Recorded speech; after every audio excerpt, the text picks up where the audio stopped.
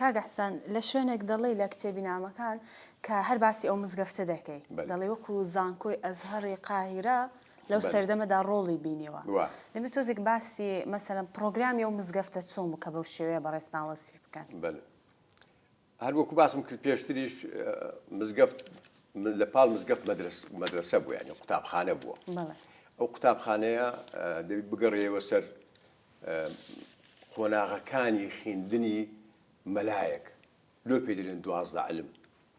ڕاستە. جا بە سێ قۆناغ تێدەپەڕی: فەقێ و سوختە و مستعید.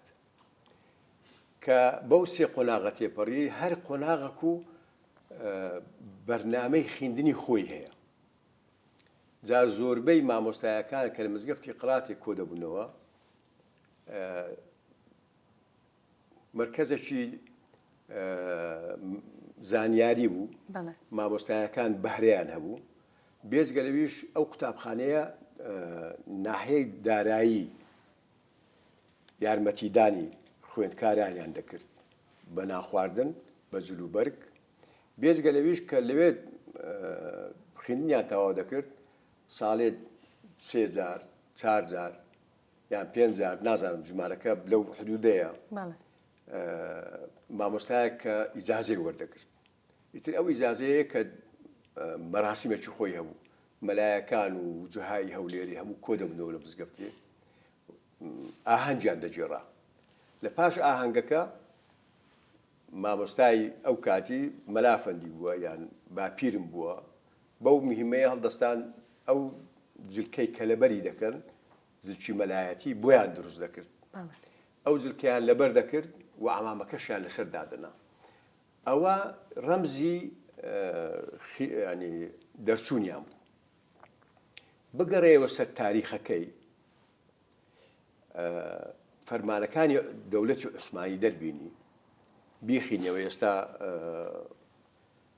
لە دوو شوێن کتێب دەرچوو لەسەر فەرمانەکانی عوسمانی. یەک زانکۆی جیهان چەند کتێبێکی دەرهینایە، یەکیش پارێزگای هەولێر لەو دواییە ئەربیل فی الوەثائق العوسمانیە.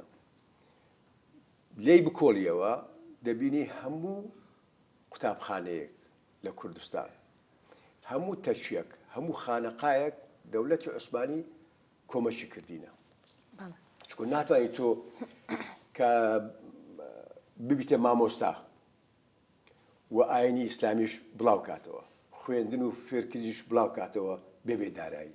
ڕاستە بێگومان. دەچی لەبیتە جوتیار، لەبیتە فەلاح.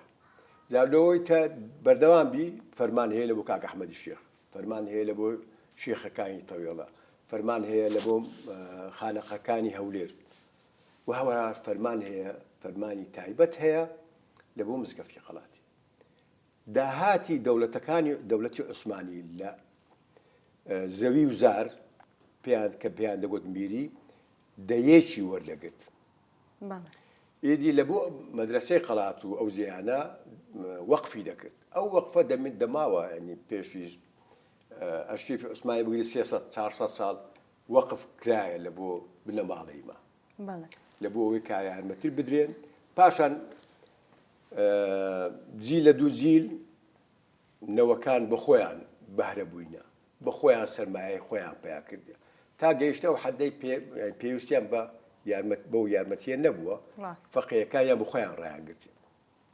جا بۆیە هەر فەقێیەک لە مزگەفتی قەڵاتی دەرچوو بە ئیجازەی وەگرت بە، گوندەکانی هەولێری دەوروبەری هەولێرێ بەبێ ئەوە وەردەگیرا، و تا عمری مایە دەگوت ئەوە مزافی مەلافەندیە، ئەوە مزازی حاج عومەر ئەفەندیە. جا حاج عومەر ئەفەندی کە دەکا بابی مەلافەندی و مامی باپیرم مەنزیلەکی دیکەی هەبووە. دەکە ساڵی 1881 چوویتە حەج و گەڕایتەوە، تاکو تەقیمی مزگەفتی قەڵاتێ بکەی.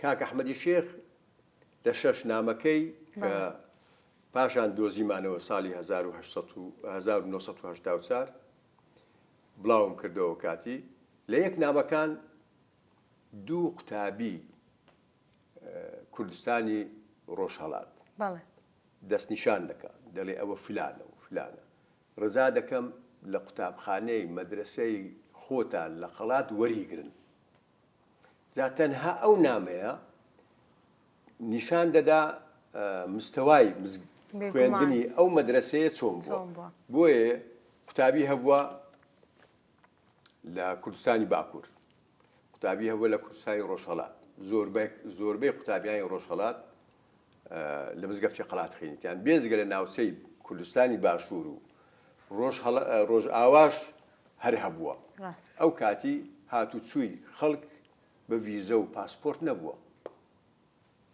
ڕویان کردێ و هاتینە شاری هەولێر بۆیە دەتوانین بڵین ڕۆڵێکی مزگەفتی ئەزهەری قاهرەی دیوە مزگەفتی گەورەی قەڵاتێ بەراورد بە مزگەفتەکانی دیکە و بەدرسەی ئەزهەری مسر